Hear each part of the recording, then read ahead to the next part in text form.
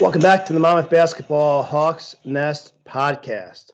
Monmouth opens the season 1-1. Tough loss. George Mason played pretty well for most of the night, and then a nice upset win at West Virginia, which we kind of laid into and predicted on the last podcast. Thought it might happen, and it did. Kudos to Alexander Rice and the Hawks. We'll get that going in a minute. But first off, we have Kyle Franco from the Trentonian to help us preview Princeton Monmouth, the opener at home in West Long Branch this Saturday. So, Kyle, first off, how are you doing? Thank you for coming on. And what have you been up to getting ready for this beginning of college basketball here? Yeah, thanks for having me, guys. Always good to catch up with you, even though Ryder and Monmouth aren't in the same league. It seems like we've been able to cross paths the last 2 years, and yeah, this should be a good game. It's a good. It's turned into a nice little Jersey rivalry between Monmouth and Princeton. They played some pretty good games over the last couple of years. Obviously, last year not so much with a Monmouth team in a rebuild mode. But certainly, you look at early season results. Princeton's off to a great start. And it's a Monmouth team that has obviously improved from last season and coming off that nice win against West Virginia. Yeah, so I just want to jump in real quick. I mean, I was listening. We're so dialed into college basketball, New Jersey. I was listening to Jersey Jump Shot podcast, which is, slightly on par with ours, I guess. They got a few more experts and they're a little bit more diverse, but ours is obviously very Monmouth centric. Shout out to them, though. They had Xander Rice on for about 20 minutes, and then they made a bold statement that Princeton is by far the best college basketball team in New Jersey, which is wild when you think about this week. Hey, it's this huge week. Wednesday, Seton Hall and Rutgers are playing, and is that really the marquee event, or is the marquee matchup in New Jersey college basketball this Saturday, where you have Princeton, who's already knocked off Rutgers, and then Monmouth, who's coming off the biggest win in Monmouth program history in quite a few years on Saturday? I'd love to hear your take on that, Kyle. Is this where I should advocate for the New Jersey 8 event that everybody seems to be in on, or at least that was somewhat of the talk during the Rutgers Princeton? I know that was something that was bounced about, an idea of could we find a way to get if not all 8, 6 of them in the building at the same time. I think that was some of what that event was about as well, kind of like a test run, and they want to find a way to get Rutgers and Seton Hall maybe in the same building on the same day, even if it's not necessarily against each other. Look, I think Rutgers Seton Hall is still the bellwether game for New Jersey basketball. That rivalry, it's such a great rivalry, such a historic rivalry. You get the red and the blue, and especially when both teams are good, and both of them have put a decent product on the field the last 4 years or so. So I think that's still the marquee game. But if you wanted to call Princeton Monmouth an undercard game, or however you want to describe it, this is pretty good. It's a Monmouth program that has done everything except get to the NCAA tournament over the last decade. Obviously, we don't need to go back and rehash past years. You guys and I both know that Monmouth should have been in the tournament one of those years, and Princeton that has been to the tournament twice in the last 10 years, and obviously is coming off that awesome Sweet 16 run, where they captured the attention of the nation. And then this year, Princeton off to a great start. They got the win over Rutgers on a neutral floor, and neutral is being generous because that was a very pro Rutgers crowd in Trenton. And then a really nice win over Hofstra, and a team that won your league, the CAA. Have you got used to calling it the Coastal yet? But that one, right? But Hofstra, which won the CAA regular season last year, had beaten Princeton 2 straight years. They go up there and they win a game where actually Mitch Henderson gets ejected midway through the first half. Can we sign on for him to get ejected early on Saturday? That would just be great. Just keep that streak going, Mitch. Yeah, I don't know about that. He's good for one every 8 years or so. He got run in a home game against BYU a few years ago. And then his second one was the one up there at Hofstra. But Princeton's actually got a really intriguing game Wednesday night. They're at Duquesne. And that's a Duquesne team that is I think people fancy to be a top half Atlantic 10 team. Duquesne off to a 3-0 start. You may remember the Drame twins of St. Peter's. They're now at Duquesne, part of a team there that's off to a 3-0 start. So a really interesting game that Princeton's got to get through first on the road before they can think about Monmouth on Saturday. So, so I'm sure you were there for Rutgers, you were there for Hofstra. I mean, I just get so enchanted in the Cinderella stories come March, March Madness, and Princeton is a team. Like I'm a high school basketball coach. Like you watch what Mitch Henderson does with the schematics and the X's and O's. It's unbelievable. Like it is just a joy to watch. So watching them was just amazing, and seeing that run and seeing the efficiency and the crispness. And but then I started looking at when we were looking at Monmouth's schedule this year. Not that I was saying Monmouth was going to beat Princeton. I wasn't going to say that, but I thought this game was going to be more of a coin flip until you started seeing guys in these new roles for Princeton. And Henderson kind of has just said, hey, I got my 5, and that's it. I'm running them until they can't run anymore. I'll sprinkle in guys from the bench a little bit. But, I mean, this is a team, I believe, they graduated their top 3 scorers. Tozan was, borderline NBA guy. Alako was a sharpshooter off the bench, I think 6 man last year. Now he's, the leading scorer. He was phenomenal. I think 2 years ago when Monmouth and Princeton played, he was phenomenal. He was just hitting everything. I think he's a fantastic player, but you start looking at it and, for lack of a better word, sometimes the guys on Princeton, you watch the layup lines and they might not pass the eye test. And then you start seeing them starting to run their high post and their backdoor cuts and the double stagger screens and just the efficiency and the way they shoot the ball. But they're so top heavy. Is that their weakness here, Kyle? And, you can talk about their weakness, which we love for Monmouth. And then if you could tell us why those 5 guys are so good, how they, were able to overcome their top 3 scorers and be a sweet, bouncing back from the Sweet 16, which most low and mid majors can't do. Well, it's funny you say that about, what is their weakness? And we're 2 games into the season, so I think we're still trying to figure some things out. But I actually looked at it today and wrote in my little preview for the Duquesne game.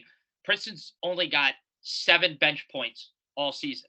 Their bench has only taken like 11 shots in 2 games. Now they're missing Devin Austin, who will be a key piece when he gets back. He tore his ACL last February, so he's still going through the rehab process. He's not ready yet. I think they're hoping they'll get him back by the time Ivy League play starts. He will be a key piece for them. But yeah, right now the bench is probably the one thing I look at and go, okay, he's really riding his first 5 guys. And no, they've been really good through the first 2 games. The backcourt of Alako and Xavier Lee, those were the 2 best guards on the floor in the game against Rutgers. And it wasn't even debatable. And then you go to the Hofstra game, and Caden Pierce gets 26 points and 15 rebounds. Caden Pierce has got 15 rebounds in both games this year. Part of the reason why Princeton can play the way it does and get away with playing small is because he's such an elite rebounder at 6'6". Like, I mean, I have never seen anybody rebound the way he does for a guy his size, the way he attacks the glass, the way he anticipates the ball, coming off. And that's why, when you're you have to do that. When your tallest guy is 6'7", Zach Martini, who played at Gil St. Bernard's, his high school ball, he's 6'7". He's their tallest starter. Now he's kind of, thick, and he'll kind of muck it up with you, and he'll be physical. But you really, that's the thing that stands out about Princeton is, despite the lack of size, it's a very physical team. You will find that out on Saturday, and you'll see it firsthand, just how physical they are. I would love that. I hope that all 5 starters are super physical and are in foul trouble early, so we can get to that 7-point average for the whole season bench. I mean, that, to me, I started looking at this and I'm thinking, you have Monmouth. Monmouth likes to play, a couple guys off the bench. They go a little bit deeper. And Monmouth has a significant size advantage too. Monmouth has 6'10" in Nikita, who's a grad transfer from Tulsa, 6'9", Jarrett Valencia, who's former 3-star recruit. He had UConn, Rutgers offers. He's a string bean, but he's super athletic. And then Clement Vugo was a double-digit scorer last year. He's 6'8". That's what I see. I see if you're Monmouth, you have to use your size to try to score over, Pierce and Martini, who are only 6'7" each. And then I think the other thing is Monmouth guards. You have Jakari Spence, you have Collins and Xander Rice, nobody's hotter in the nation right now than Xander Rice off that West Virginia game. I think those guys have to use the screens from the Monmouth bigs, turn the corner, and really challenge and attack Martini and Pierce, who I think are effective undersized bigs, but I don't think anybody, and stop me if I'm speaking out of turn, I don't think anyone would say they're necessarily rim protectors. No, I wouldn't call them rim protectors. One thing Princeton will do is they'll double. If you throw a post entry, they'll bring doubles. They bring them from different angles. They'll make you throw it out and they'll rotate. So that's something that they do to adjust for their lack of size. Look, they out-rebounded a Rutgers team that had Cliff Omiori, who's an all Big Ten center. They out-rebounded Arizona in the NCAA tournament. They out-rebounded Missouri in the NCAA tournament. So they won't be fazed by the size, but I do think this is definitely a better Monmouth team than last year. I think that's obvious, right? You added a competent point guard. Xander, I mean, I would call him more than a competent point guard. He's an outstanding point guard at the mid-major level. He was probably a guy who could have gone and probably played at any high major that he wanted to. And he chose to come and do the last year with his dad, which I think is a really neat story, too, by the way, that this kid, he could have gone anywhere, but he chose to come and play for his dad. Obviously Monmouth was coming off a tough year, and they're going to be much better this year. When we talked last year, I really like Jack Collins. I think he's going to develop into a really nice player. So I think it's a good test for Monmouth as well on Saturday, especially coming off the win over West Virginia, to see where they're at. I may even go out and say Princeton is a better team than West Virginia. So I think it's a good test for Monmouth as well. Yeah, it becomes an even story. Sorry, Mark, real quick. It becomes an even cooler story when you realize it passed about $250,000 to come to Monmouth, and King wouldn't say the school, but I'm like, when a 22-year-old kid passes up $250,000, I mean, he's here for a purpose and he's here to win. But you were you watched the Rutgers Princeton game. So I mean, Rutgers was projected around 8th or 9th in the Big Ten, depending on the poll, and that typically gets you into the tournament. If you're a top 7, 8, 9 in the Big Ten, you're pretty much in. So do you think, and Princeton's, a top 2 Ivy League team, if not the best one. So do you think it was more Princeton is truly a better ball club than Rutgers, or did they play a perfect game and catch them on an off night, and Rutgers is still a better team, but Princeton caught them off guard? Could have been a little bit of both. I think the opener, it being the opener, was a factor. There's a little bit of an unknown when you go into a season opener, particularly in the case of Princeton, when you graduated your top 2 scorers, right? Tosan is in the G League, and Ryan Langborg is getting heavy minutes as a starter for Northwestern now. So I think there was an unknown with Princeton when and Steve Pikiell actually talked about this after the game. You try and go back and you want to look at the tape, but you're like, well, what are they going to do? The guy who initiated all of their offense isn't there anymore, right? So who's going to initiate that offense? Where are they going to enter the ball? Who's going to get, as I call them, the Tosan touches? Who's going to get them? And they're going to start 5 guys who are 6'7" or under. Well, they're going to spread you out on the perimeter and basically play 5 out. And there was a lot of, we're going to break you down off the dribble. And Rutgers had a hard time containing that. Matalako, the point guard, is a big, strong, physical guy. He's not the fastest guy where he's going to blow by you, but he knows how to use his body to create angles, to separate space. He's very tough around the rim, and he's got a nice little mid-range shot. Xavier Lee is more of the jitterbug, as I like to call him, because he is the guy who will go make a quick move. He'll blow by you. And again, an explosive finisher at the rim. Sometimes he plays a little out of control, but that's something that I think will get fixed. He's only a sophomore. But those 2 guys were terrific in the Rutgers game. And that, to me, was really the difference in that the guard play for Princeton was much better than Rutgers.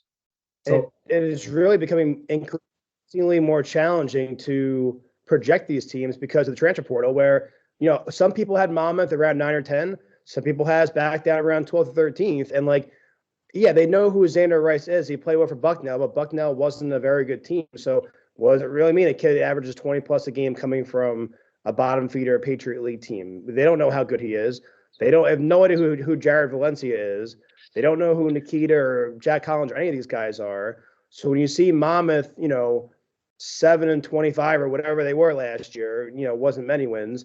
and you see two or three of our main players left, and then all these random guys come in. You don't know how to project us either, and neither do we. We had them anywhere between 11 and 17 wins on our own podcast. So, and we know who's coming in, but we don't know how it's all going to fit. So, besides just from the first game of the season, which is always kind of a weird game because guys are fitting together, not everybody has all their stuff in yet.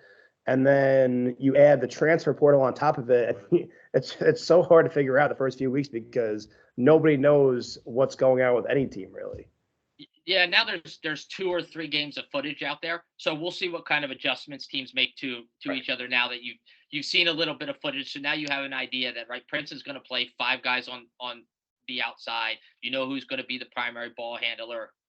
Who's going to get those elbow touches. So it'll be interesting to see the adjustments that teams make against Princeton now that they've seen those 3 games of tape. So Kyle, I wanted to jump in just because you had mentioned your how you enjoy Jack Collins. I have to say, I mean, I'm happy they missed on him and everybody in Division I missed on him but Monmouth.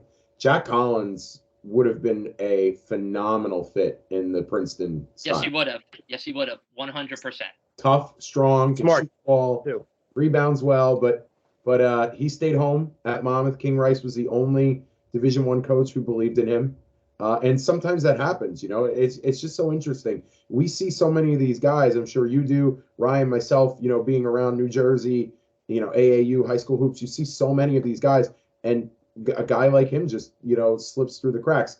And I'm assuming Martini is similar to that. You said he played at Gill St. Bernard's and, he ended up at a Princeton. I'm sure his academic profile is phenomenal, but as a New Jersey guy, probably a little under-recruited, really put it together over there at Princeton. Yeah, and he was a guy who, he didn't play a whole lot the first 2 years. Obviously, the first year for this senior class was that COVID year where the Ivy League didn't play at all. Yep. And then, Martini didn't get a lot of minutes as a sophomore. And then actually, I don't know how many people know this, is that his junior year, he had a collapsed lung in practice. He went to take a charge in practice and got hit in the chest and ended up with a collapsed lung that cost him the first few weeks of the season.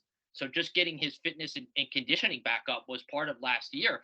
And then he was able to give them some minutes in the Ivy League season off the bench. And then this year, he's really taken that jump into the starting lineup for them. He's also a great quote. If you ever talk to him, he's a quote machine, which we always appreciate as writers. So not to put you on the spot, but you've seen a decent amount of Princeton, and obviously you have an idea of what King Rice does. No matter who the players are, for the most part, what he's going to do. Can you give our fans your take on what to expect from the game on Saturday? Obviously, notwithstanding Princeton has a really important game against Duquesne, which might change a little bit of momentum or how things are going. But for us here on Tuesday night, which we had to grab you before Wednesday when you were busy with the Duquesne Princeton game, and you're busy with Ryder, as much as we all love them, you're busy with them as well. So we are jealous, though. I sense the sarcasm. I am jealous, though, that Ryder is still in the MAC and you get to cover that great tournament in Atlantic City, which I think is phenomenal. What a great setup. I hate the move to the CAA personally. Miss the MAC so much for the great people that we met over the years, you and Guy and those horrible Siena fans.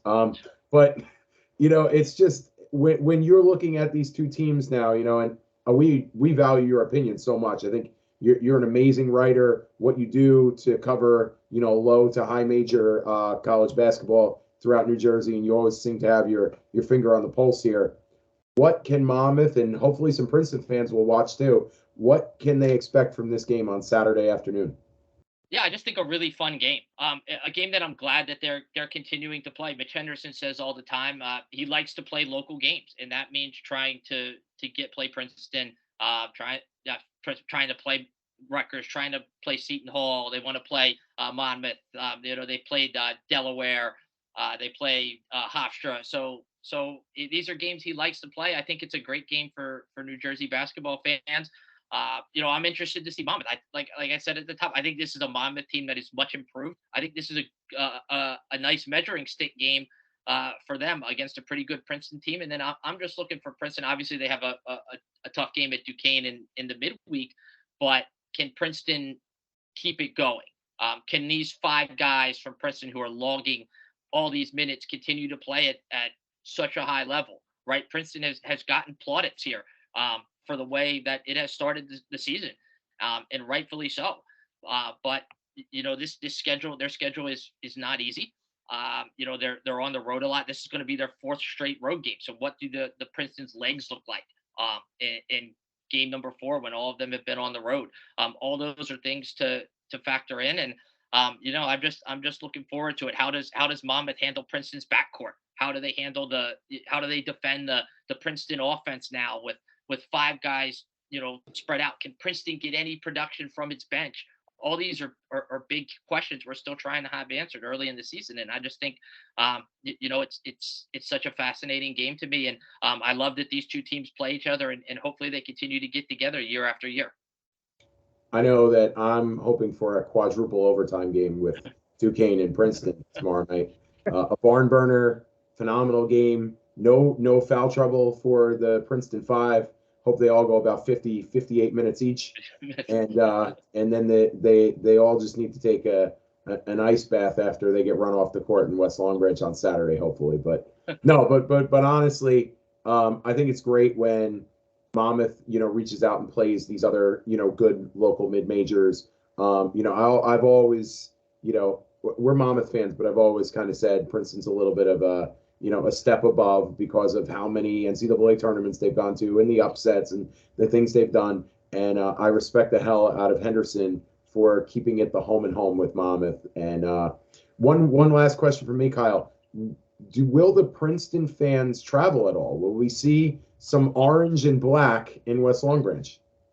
Well, maybe a little bit, but not like it was at the NCAA tournament. They wait for the big games before they come out in force. Awesome. Well, Kyle, we're gonna let you get out of here. Thank you so much. We are playing Ryder, Manhattan, I think back to back later in the year, so might have to check back in with you for some MAC insight back then. Cool. I appreciate it, Mark. Ryan, thanks as always. I always enjoy hopping on with you guys. Thanks, Kyle. Well, see you guys. That was Kyle Franco from the Trentonian. He does a great job over there, and he's been on our show a bunch of times for Ryder previews, Princeton previews, MAC tournament shows. He's been probably 4 or 5 times with us now. He's awesome over there.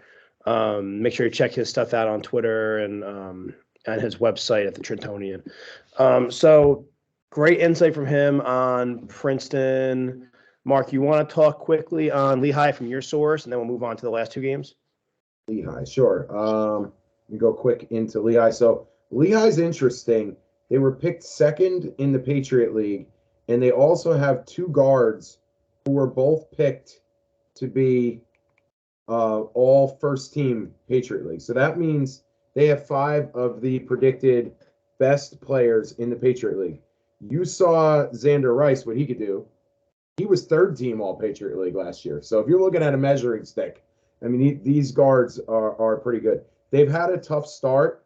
They lost to a solid Cornell squad, who boat raced us last season. And then they had a close game with Penn State, and they really hung with number 10 UNC for the first half before UNC pulled away by about 22 in the second half. Like we said, the 2 of the 5 best players in the Patriot League reside in Lehigh Valley. You have 6'4" junior Keith Higgins, 16 points, 5 boards, 3 assists, 3 steals. He does it all. He can score from all 3 levels. Jack Collins is going to have his hands full with him because he's almost as long as Jack Collins and, super productive and a junior, older kid. And then 6'2" junior guard Tyler Whitney Sidney, 14 points, 3 rebounds, 2 steals, and an assist. Another do-it-all guard, a little bit smaller. Their backcourt's awesome. They're flanked by, they have a 6'9" to 6'8", couple guys, older guys, senior big man, Parolin, 9 points, 7 boards. He's their main inside threat. Interesting X factor, though. They have a freshman guard, 5'11". Didn't play at all in the opener against Cornell. But how about this for starting your college basketball career, Ryan? Had 7 points against Penn State and 8 at UNC. and has not missed a three yet in his college career. That kid could turn a game one way or the other. This is not going to be an easy game. You know, Lehigh is always one of the top teams in the Patriot League. Brett Reed is still the coach there. I remember seeing him coach when CJ McCollum was playing there, and I remember seeing CJ McCollum play against Monmouth at Monmouth when he was a freshman. I was so impressed. I went to Lehigh his sophomore year to go see him play again, and then obviously they beat Duke, and everything changes for Lehigh for a while. And they've really had a lot of sustained success under Brett Reed. He's a really good coach. It's going to be a really tough game for Monmouth. I did reach out to Happening Hoops, my guy Ethan on Twitter.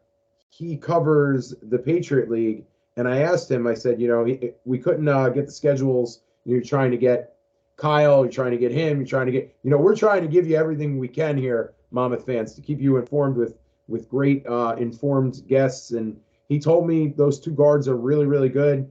They can both shoot the ball well, but they also move the ball extremely well. And that Lehigh is a very disciplined defensive team.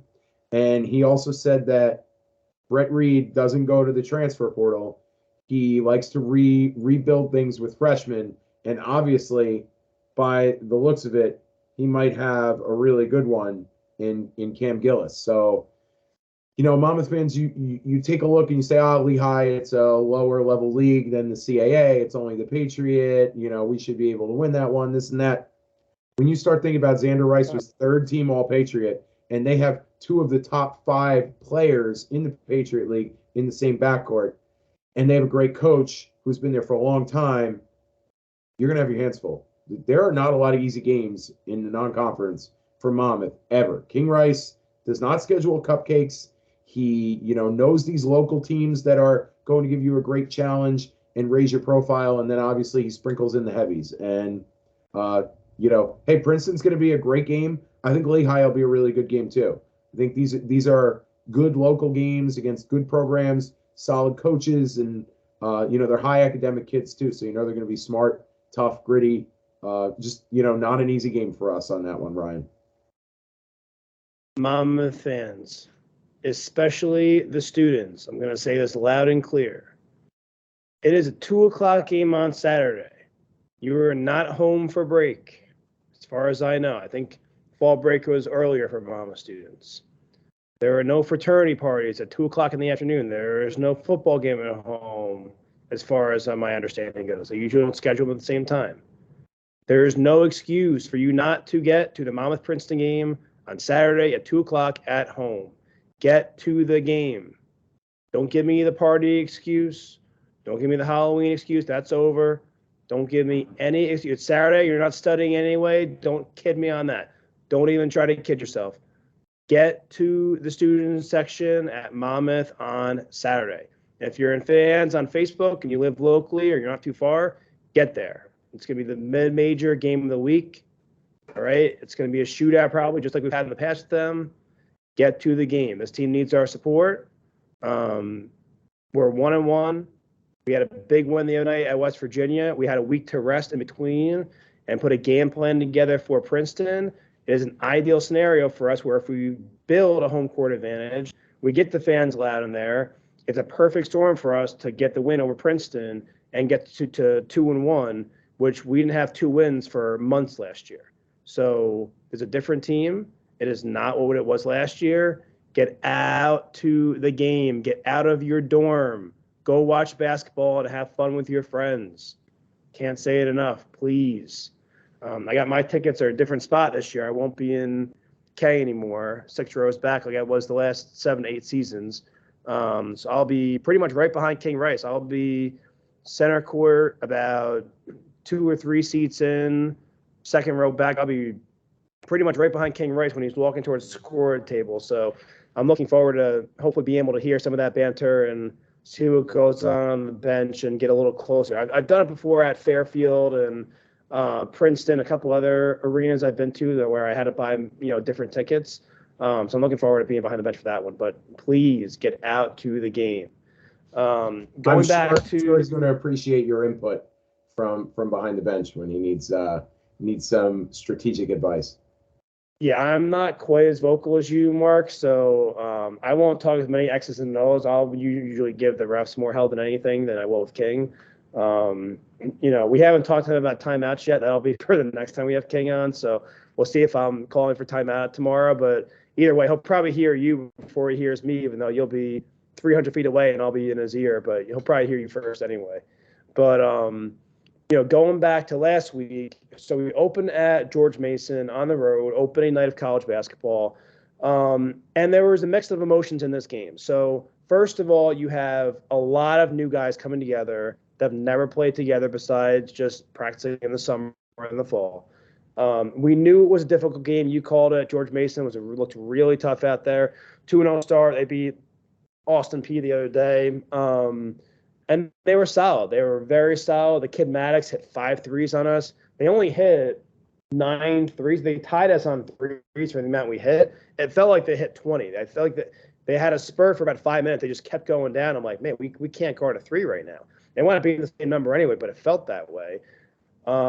George Mason looked really solid, but we didn't look bad. We didn't look like a team that was completely overmatched. We didn't look like a team that was not prepared for the moment. We didn't look like a disaster like we did last year. We looked like a competent basketball team that wasn't quite at the speed of George Mason. They're probably a better team than us on paper and a little bit better on the court. But we had them for a while. We made a comeback. We were down 4, I think, with about 2 minutes left. Xander was pretty much flawless the entire night. Had a few turnovers. Remember, he started off 7, which is but so. You talk about the beginning of this game. I know Nikita missed his first few, and Xander started over 7, and Monmouth took a real long time to kind of get it going. If Monmouth didn't have that tight start offensively, the ending of this game, the score might have been reversed. So, as good as, and you think about that, Xander was 0 for 7 to start his Monmouth career. That means he was, 7 of 14 after that, and then he made everything against West Virginia.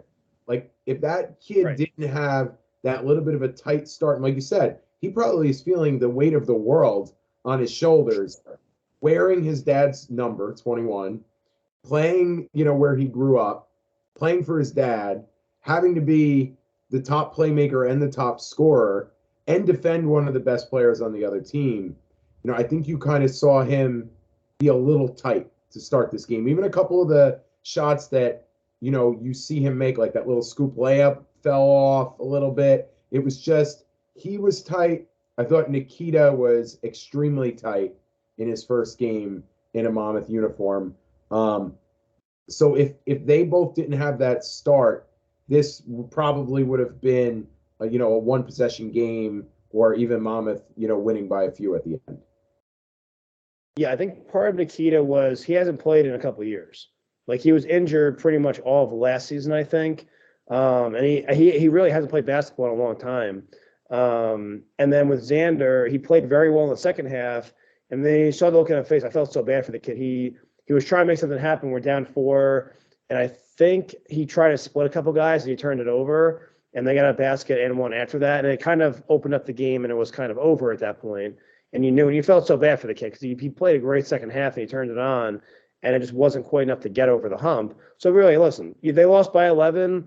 I mean, you're taking free throws the last minute. It was really a 4 or 6 point game in the end, so it wasn't nearly as bad as it looked. And I think Vegas hit it. I think the spread was either 10.5 or 11.5, somewhere around there, and it finished at 11. So I mean, Vegas had this one pegged from the start. But it was a good basketball game though. And Xander had 21. Collins had a nice night with 17 points. And 3 rebounds. Jack got into foul trouble in the first half. Maybe if he doesn't get that second early foul, and he's out there pumping a couple more shots up, he needs to take more than 9 shots a game. Like, let's be honest. Jack Collins needs to shoot 12 shots a game. He needs to be more aggressive. Collins and Rice should be shooting about 40 a game combined. Like, they should be taking a lot of shots. I'm in on that. 25 shots a game for Xander, 15 shots a game for Jack Collins. Split the difference if it's 23 and 17 one day. Those 2 guys need to be your main weapons. They need to be playing 35 plus minutes per night and letting it fly. And Valencia is another one. He hasn't played. King told us he hasn't played a lot of basketball. Super talented, super raw, has a lot of skill. He threw a nasty dunk down in that game for his first college points. But you did see it with him a little bit tight at times. 6 points in the night, 5 rebounds. Not a bad night by any means. Had a block, but that's another thing. First night, everybody's a little bit tight anyway. Everybody's a little bit hyped up, and there's a lot going on. Opening introductions. Everybody's hyped for the first game. It's hard to play on the road. You're on the road, yeah. I mean, it wasn't the easiest game for them to get into. You had 2 freshmen in Bashir and Robinson combined for 30 minutes. So, you had a lot of kids out there that didn't have a lot of experience. Sandu had 9 minutes. You had a lot of kids without a lot of experience. So I think that caught up to them a little bit. They didn't shoot great, less than 34%. Free throws, 8 for 12, whatever. They didn't get to the line very much. 9 for 25 from 3, not horrible, but they got out-rebounded. They got out-rebounded by 12. So, they lost on the boards a little bit, and turnovers. I think we had 12. I mean, we forced a lot of turnovers. They had 18 turnovers. So the defense definitely did a solid job in that game. The offense was tight, like you said, especially in the first half. So, luckily they moved on in game 2. And, we previewed this in the last podcast, and Mark said it, this is a game we can get. And I said, think about, those Rutgers teams where Robinson beat them, where, yeah, they're a high major and they have some talent and some bigger kids, but they are not a great, well put together basketball team. They lost Huggins to his DUI issues and whatever he was doing off the court. They lost a few guys to injuries. They lost Perez, and all of a sudden they're playing 8, 9 guys and barely have a scholarship, kind of like we had last year, but with more talent. And we said, this is kind of like that Rutgers team that Robinson beat. They're solid. They're, a bigger major team, but they're really not that great. So Mark called this one, and Monmouth got away with a 73-65 win, an 8-point convincing win. It really never got close after the first half. I mean, they got it down to 6 maybe once, but this game really, Monmouth kept them at arm's length. And I forget what their biggest lead was. It was probably 13 or 14 at one point. They were up big for a while.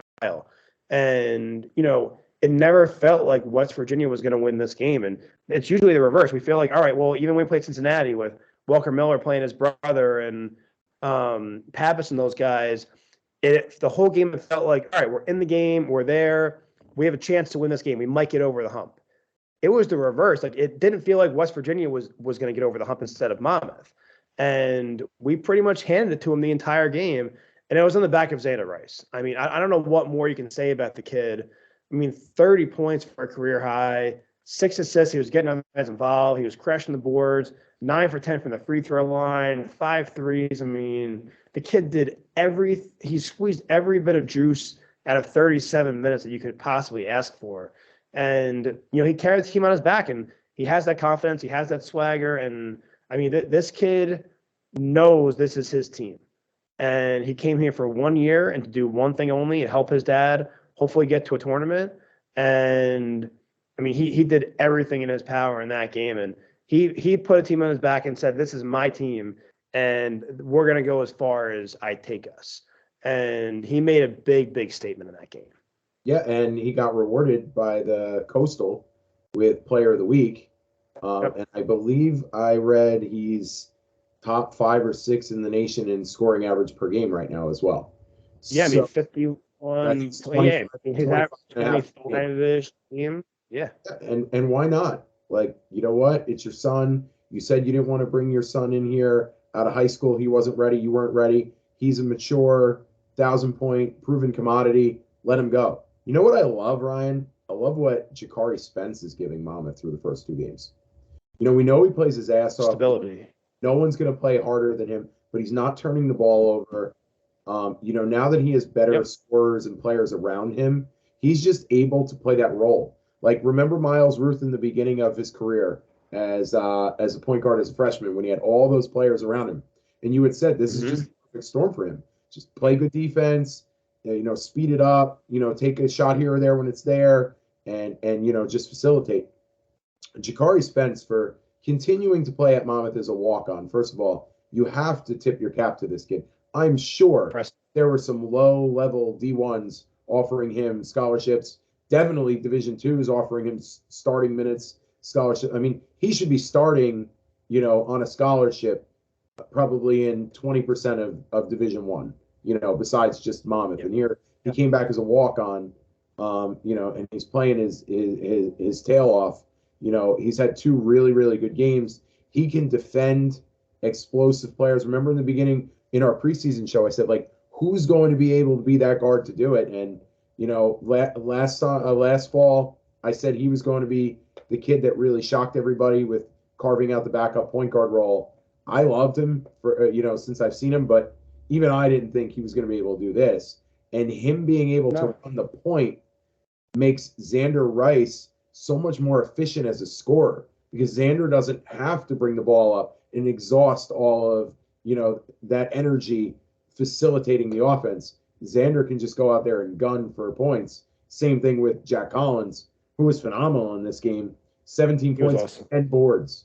I mean, he battles. You have, between him and Spence, you have 2 kids who are never going to be outworked on the court, which is phenomenal. When you have kids with motor like that, who have that ability, and, I know Collins is only a sophomore, but played so many minutes last year, played so many long playoff runs with Manasquan, and then did the prep year. He's an older sophomore, and he's really off to a phenomenal start. I mean, I don't think, through the first week and a half of the college basketball season in the Coastal, there has not been a better backcourt than Xander Rice and Jack Collins.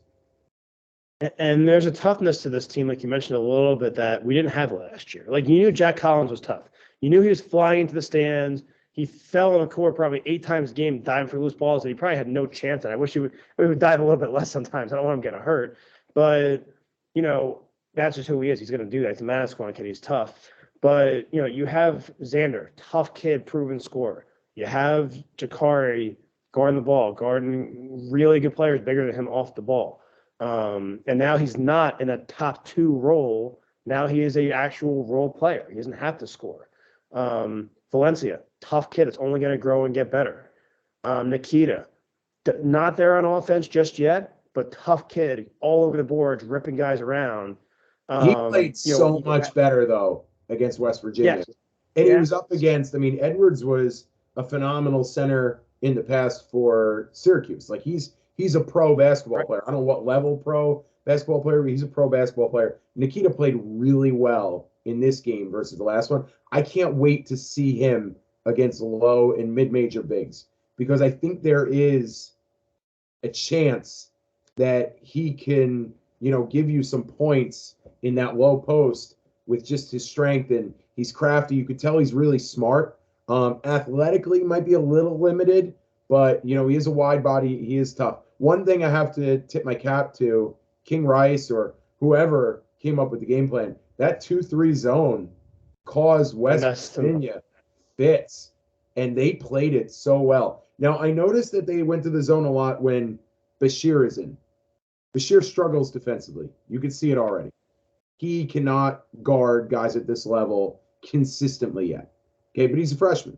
The other side of that is he's got a smooth stroke, and he's a threat off the bench who can shoot the ball. And I thought they were trying to hide him a little bit, and then it just worked so well that it was like, all right, even if he's not in and Xander and Collins are in and whoever else is in, we're just going to roll with it. And that zone was phenomenal. I think that was the best usage of a zone defense in the history of Monmouth basketball under King Rice. Yeah, it messed them up really bad from the start. And, like I was saying, on the toughness point, it's something we didn't have last year. Like, not to call kids out, but, like, Miles Foster, good basketball player, solid kid. He had that little baby hook from the left side. He wasn't somebody that scared you on the court. Like, good basketball player, not a super tough kid. Okay, just it is what it is. Vuga, very fundamentally sound. There's toughness to him, but he doesn't scream toughness. He's a technical basketball player, but he was your center. Okay, I am officially worried about Clement Vuga. We've been through 2 games. I think he's played a combined under 20 minutes. This is a guy who was a double-digit scorer last year.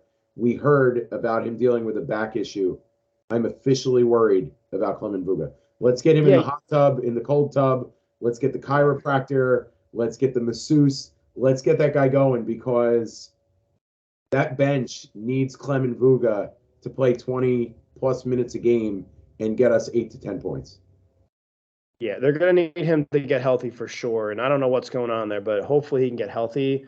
But like I was saying, like, there was no toughness to that team last year outside of Jack Collins. Nobody was tough. And now you look up and down that lineup, every kid's tough. Every kid in that lineup is tough now.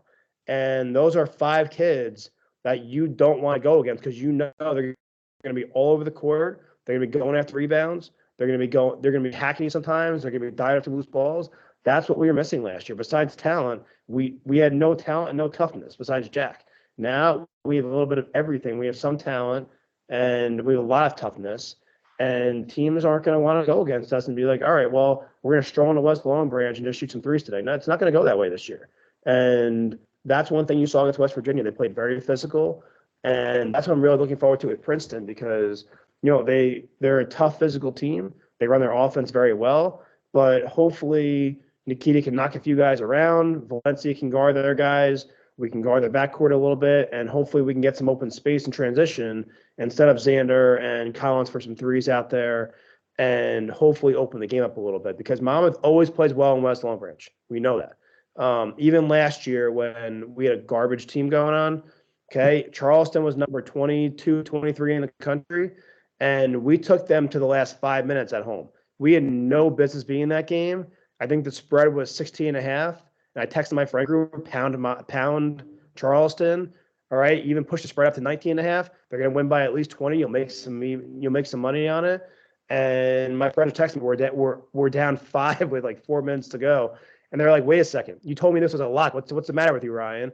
I'm like, guys, I didn't see this coming at all. And Monmouth, I think they lost by 13 or 14 in the end, but versus a ranked team in the country that lost 2 or 3 games the whole season, it didn't really matter. We played a great game at home, and we got beat a little bit in the last few minutes. But, you know, they always play well at home. The floor just seems to open up for them, and they get very comfortable.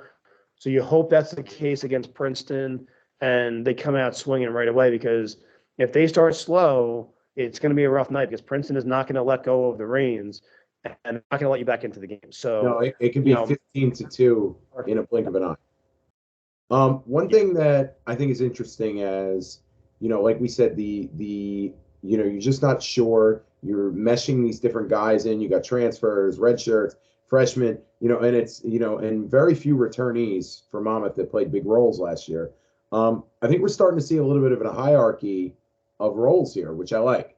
I think Nikita is going to be your center, be your starting center. He's going to play, you know, a decent amount of minutes. You're going to try to score with him in the low post. He's crafty. He's strong. Valencia is your freak athlete at the 4. I think he's still learning the game, which I think is going to be scary, because I have a feeling second half of the year he's going to be so much better than he is first half of the year. Obviously, Collins and Xander, play them 35 minutes plus every night where you can win, get up 40 shots combined. Spence has really taken the reins. Spence has taken the reins here, playing a whole bunch of minutes, you know, as a key cog, as an older guy at the point. But the bench combined the first 2 games hasn't broken 20 points. So Bashir's the only bucket getter you really see off the bench. They got to get Vuga healthy. You know, I think that's something that they're really lacking now. And then you really have to see that separation. I'm not sure, Ryan, that this is a 9, 10, 11 truly deep Monmouth team.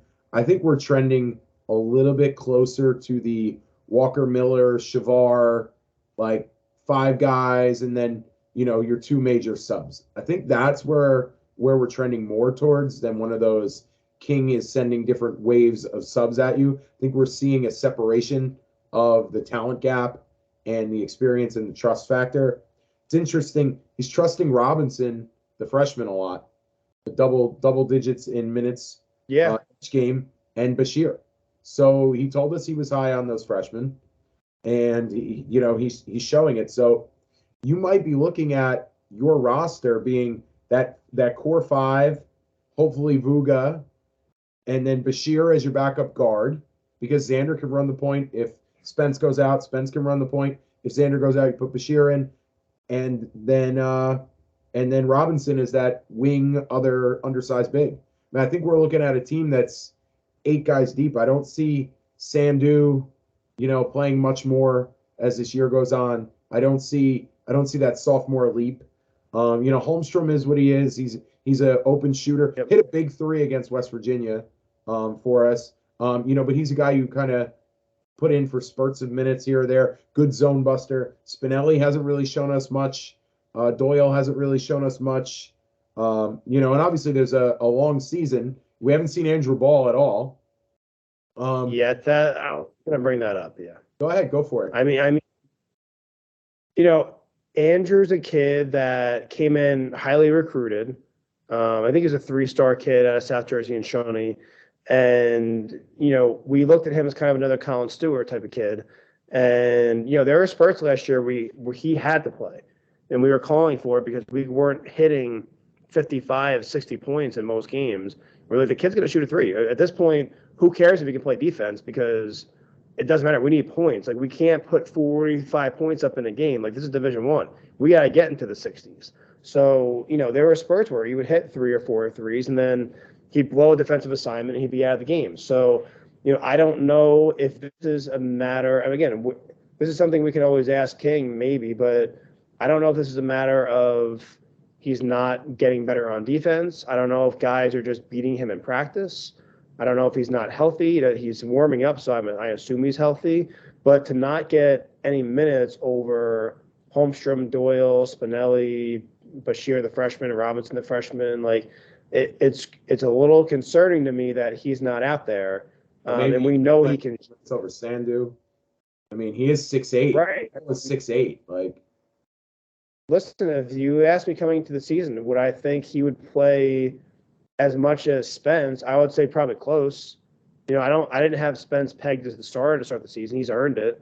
But the fact that Spence is getting 30-plus minutes and Ball isn't playing at all, it tells me something that either he's not fully healthy or he's not committing to defense or kids are just beating him out in practice. And there's nothing else I can say to that. I can't argue with it. I'm not in practice. I don't see what's going on.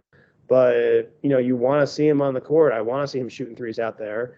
But if they're beating him in practice, I can't really argue with that. So I don't know what the situation is there. I'm not going to pretend to have an idea. I have some thoughts, but I really don't know. So you hope he can get out there and score and be a bench piece, because we've seen him put up 12, 13, 14 points in the game before as a freshman. So that can help our bench. But if he's not there, he's not there. So we'll have to see what happens with that. Yeah, and I guess the good news for him is that guys like Sandu, Spinelli, Doyle, they're not really setting the world on fire when they're getting in the game. So maybe King will look Andrew Ball's way for one of those spots next. Andrew Ball, very talented. Like you had said about the lack of toughness with the team last year, I didn't see a lot of grit in his game. And King Rice definitely demands that from his players. So maybe that, schematically, maybe doesn't fit the mantra of a Monmouth basketball player in that regard. And if he did play a little tougher, maybe then he could be playing some backup 4 at 6'8" and could open up more opportunities for him. So maybe those are things that the staff is speaking with him on. Again, we're not there every day. We don't pretend to be there every day. We don't pretend to know everything. We're the voice of the fans. We're just trying to speak on how 2 fans would think about this. But very interesting. Definitely think we're looking at a hierarchy of that top 8 there going forward, hoping that the week off does Clement Vuga a lot of good, because we're going to need him and everybody else firing on all cylinders for Princeton, which I think is going to be a great game. I'm not going to say Monmouth's going to win. I didn't have them beating Princeton when I did my preview, but I think you feel better about Monmouth after the first 2 games than you did before those games when we did our season preview. So I think the game's going to be a lot closer than I originally thought. And I think it's a game that's worthwhile, not only if you're a Monmouth or a Princeton fan, but just a New Jerseyite or a fan of college basketball. Come on out. Anything else before we get out of here?